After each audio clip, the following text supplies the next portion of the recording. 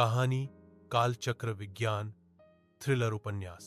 मुख्य पात्र डॉ अन्वीरेश वैज्ञानिक, मीरा न्यायाधीश, राघव अन्वीरेश का सहायक वैज्ञानिक, तन्वी आई इंजीनियर और कर्नल ओम प्रकाश सरकारी निरीक्षक। समय के रहस्य को छूने की कोशिश और उसके नैतिक परिणाम। प्रथम अध्याय। कालचक्र भाग 1। प्रयोग। रात के 11:30 बज चुके थे। लखनऊ के बाहरी इलाके में बना क्वांटम डायनामिक्स रिसर्च सेंटर अब लगभग सुनसान था। सिर्फ एक प्रयोगशाला की रोशनी जल रही थी, डॉ अन्वीरेश की लैब। राघव, फ्रीक्वेंसी स्टेबलाइजर तैयार है? अन्वीरेश ने कंप्यूटर स्क्रीन से नजर हटाए बिना पूछा। जी सर, लेकिन पावर स्पाइक बढ़ रहा है। अगर नेगेटिव एनर्जी लिमिट क्रॉस हो गई तो लैटिस पिघल सकता है, राघव ने जवाब दिया। रिस्क लेना ही पड़ेगा, अन्वीरेश ने धीमे स्वर में कहा। अगर आज फील्ड स्टेबलाइज हो गया तो हम इतिहास के पहले इंसान होंगे जिन्होंने समय के किसी हिस्से को छुआ है।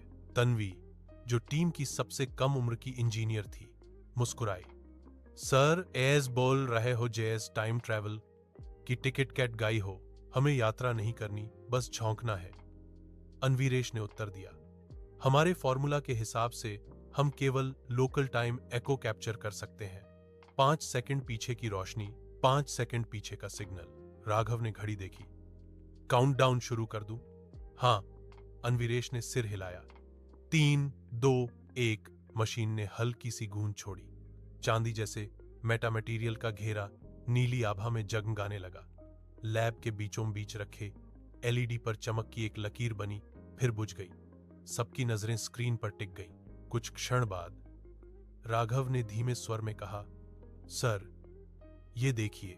स्क्रीन पर वे ही 5 सेकंड का सिग्नल फिर दिखाई दिया, लेकिन मशीन बंद हो चुकी थी। तन्वी की आंखें फैल गईं। यह कैसे संभव है? वो तो पहले ही भेज चुके थे।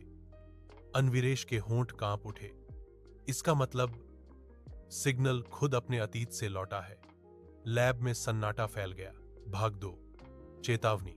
अगली सुबह मीरा न्यायाधीश के चैम्बर में बैठी थी जब अन्वीरेश उससे मिलने पहुंचे। तुम फिर से सीमा लांघ रहे हो, अन्वीरेश, मीरा ने कहा। पिछली बार कहा था, समय के साथ खिलवाड़ कानून नहीं, अस्तित्व के नियम तोड़ता है। मीरा, ये खिलवाड़ नहीं, खोज है, अन्वीरेश ने कहा। हमने कुछ नहीं बदला, बस एक प्रतिबिंब देखा है, 5 सेकंड पीछे का। मीरा ने गहरी सांस ली।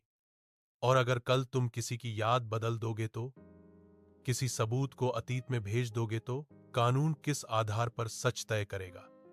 अन्वीरेश ने धीमे से कहा। मैं समझता हूं, पर विज्ञान वहीं बढ़ता है जहां डर शुरू होता है। तभी दरवाजा खुला। अंदर आया कर्नल ओम प्रकाश, रक्षा मंत्रालय का निरीक्षक। डॉ अन्वीरेश, उसने सख्त लहजे में कहा, आपके प्रयोग ने राष्ट्रीय सुरक्षा की सीमा को छुआ है।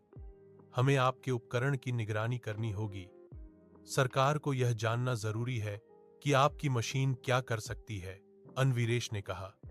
कर्नल, यह भी सिर्फ लैब स्केल एको है।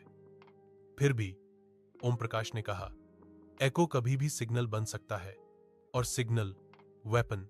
भाग 3। बढ़ता हुआ जोखिम। तीसरे सप्ताह टीम ने मशीन को और स्थिर करने के लिए पावर बढ़ाई। अब एको 5 सेकंड से बढ़कर 30 सेकंड हो चुका था। तन्वी ने हौंसते हुए कहा, अब तो हमें फ्यूचर न्यूज मिल सकती है। लेकिन उसी रात कुछ अजीब हुआ। सिस्टम लॉग्स में अननोन फीडबैक दिखा। राघव ने घबराकर कहा, सर, ये सिग्नल हम नहीं भेज रहे, कोई एक्सटर्नल एको आ रहा है। स्क्रीन पर कुछ शब्द उभर आए, धुंधले, जैसे किसी ने पुराने कागज पर उंगलियों से लिखा हो। रोक दो प्रयोग, समय खुद को मिटाने लगा है। तन्वी ने कांपते हुए कहा, ये किसने भेजा? अन्वीरेश चुप रहे। उनका चेहरा पीला पड़ गया। शायद, उन्होंने फुसफुसाया, हमने भविष्य से चेतावनी पाली है।